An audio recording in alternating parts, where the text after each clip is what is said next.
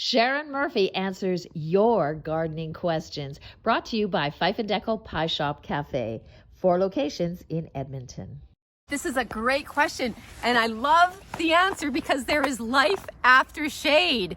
A lot of people think there's not, but there is. So I thought I would just mention a couple of things. First, growing under shade, the shade of a tree. Now, I don't know how close it is to the trunk, but watering is an issue. So maintain your garden well, but it is in the shade, so it doesn't probably need a lot of water, and mulch is another key thing.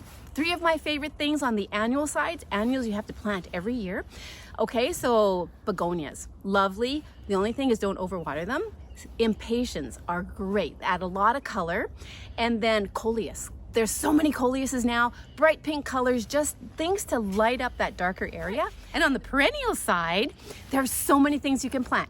One of my favorites is bleeding hearts. Gold heart, bleeding heart has like chartreuse leaves. Again, really lights up those darker areas.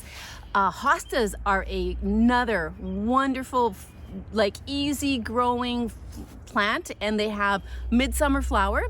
And then there's also some fun things like trolleus. That'll grow really well back there. Oh, heuchera, coral bells. So many different color leaves. Oh, there's so many possibilities. I feel like Anne of Green Gables. Yes, so much scope for imagination. So keep planting, Anne. Don't be afraid of the shade. Exactly. Okay, I'm a greenhouse lover, so I would say yes, but the practicalities of it is as anything in life and in gardening, you need to know what your end goal is. So the practicalities of it is, what do you want to use that greenhouse for? And then then you can answer probably the question a little better. A couple things to consider is greenhouses aren't cheap to put up, and they're not cheap to maintain because of our winters.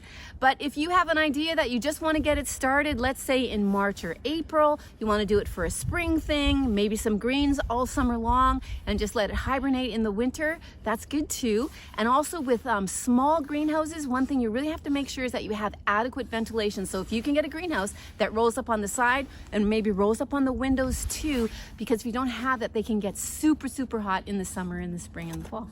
Also, when you're thinking about doing that, also check with your municipality to see what the ordinances are for setbacks and things like that, so you know that putting that greenhouse there is legal, and you may need to talk to your neighbors about it as well.